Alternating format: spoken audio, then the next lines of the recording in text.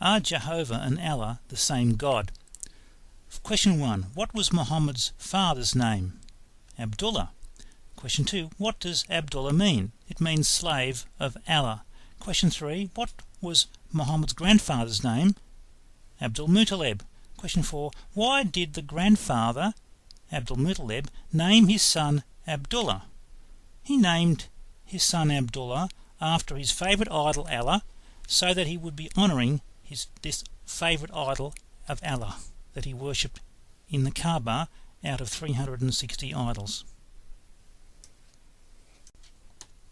As you can see here, you have a chart indicating Muhammad, his father Abdullah, slave of Allah, named such by his grandfather Abdul Muttalib, who worshipped 360 idols in the Kaaba.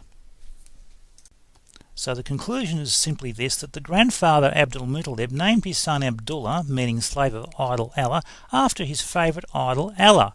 And this proves that Allah was an idol worshipped by the pre-Islamic Arabs of Abdul Muttalib's time. Question 5. Why was Muhammad's God, whom he worshipped and modern-day Muslims worship, named after a pagan idol in the Kaaba in Mecca, one of 360 idols in the Kaaba? Question 6. Is it right to borrow your God from pagans? Obviously not. Question 7. What is on top of a Sunni mosque? You will notice that there is a moon on the top of a Sunni mosque. Why is there a moon on top of a Sunni mosque? What has a moon got to do with Islam and God? Well, it was because Allah was the moon god, worshipped by the pre-Islamic pagan Arabs in Arabia as the greatest god in the Kaaba. Muhammad went one step further than pagan Arabs by teaching that Allah was the only God. So Allah was the moon god worshipped by the Arabs before Muhammad's time. As we can see from these artifacts that have been excavated from archaeology, first one we have the Babylonian moon god above on the top left. Secondly, we have on the bottom left a moon god temple in Hazor, Palestine, was excavated with a moon on the idol's chest, showing the people worshipped the moon god. And on the right you see in Ur, the Stela of Ur-Nammu shows the moon at the top of their god. So the worship of the moon was a very common practice in pre-Islamic Arabia, and this worship of the moon was brought into Islam and is recorded on as the red crescent on the flags of some Islamic countries, and on the top of Sunni mosques where we see a crescent moon. Okay, the true God of the Bible is Jehovah, whose name is mentioned almost 7,000 times in the Bible. If you look at Exodus chapter 20, verse number 2 and 3, we read about God giving Moses the 10 Commandments, and this is the first of the 10 Commandments, verse 1, 2 and 3.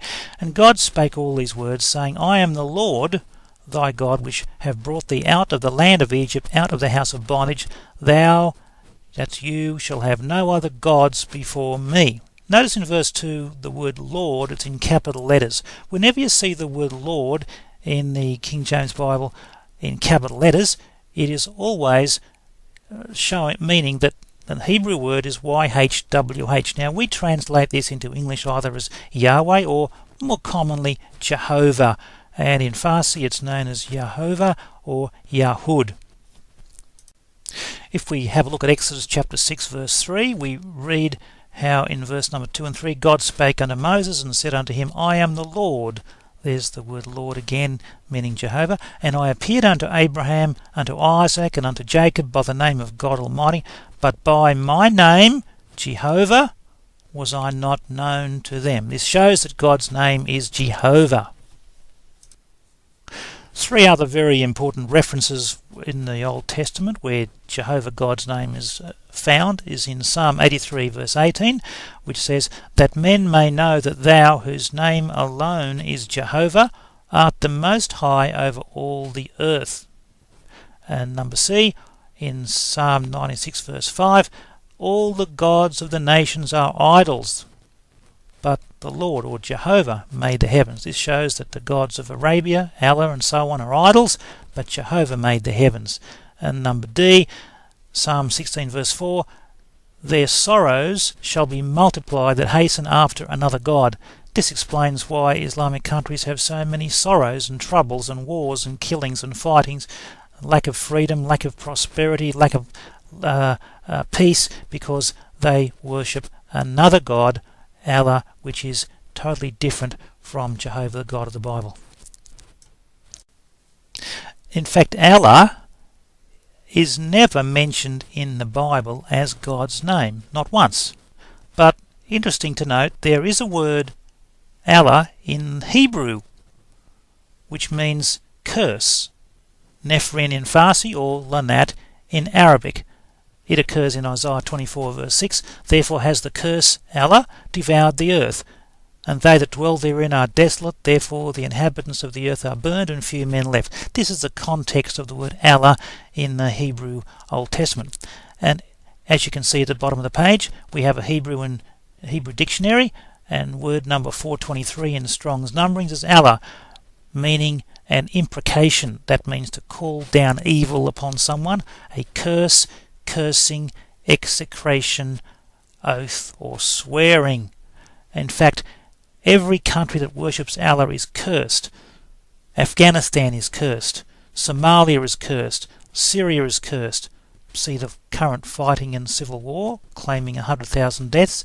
Iraq is cursed. Iran is cursed with their evil government. Libya is cursed with their dictators.